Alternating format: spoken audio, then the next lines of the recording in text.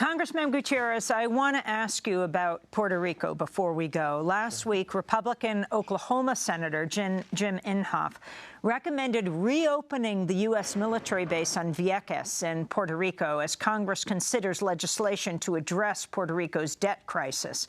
For decades, the Navy used nearly three-quarters of Vieques for bombing practice, war games, dumping old munitions, leading to lasting environmental damage, napalming the island. The Navy ended training operations in 2003 following massive civil disobedience. Senator Inhofe said reopening the base at Vieques would benefit the U.S. military and the Puerto Rican economy. I want to play for you what he said. Sure.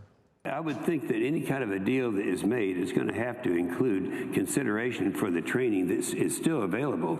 I mean, there's still no range like Vieques anywhere in the Western Hemisphere. What can be done in Vieques cannot be done on one location by a joint force. Congressman Gutierrez, your response. Well, first of all, Amy, the last time the federal magistrate sentenced me to a year of probation, they were very clear that if I participated once again in protesting in Vieques and trespassing on federal lands there, that I would be sent to jail.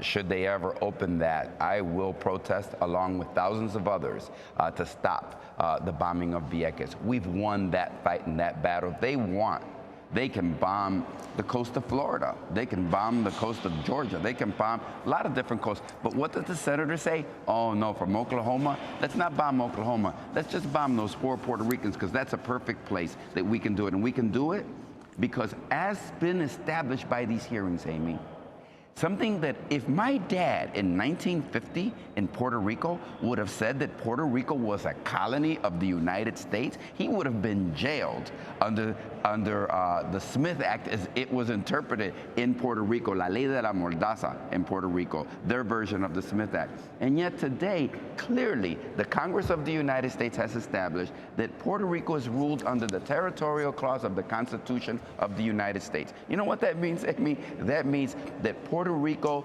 is owned by, is a property of the United States, but not a part of the United States, and that the Congress has plenary powers over the people of Puerto Rico. Here's what I say. You know what, Inhofe?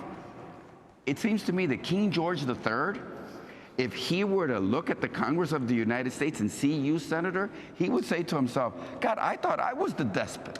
I thought I was the tyrannical person over the 13 colonies. You guys are exceeding anything that I did as King George III with my 13 colonies. No, we fought a war against colonialism. We need to fight that same war against the colony of Puerto Rico and free it so that it can become everything that it can be.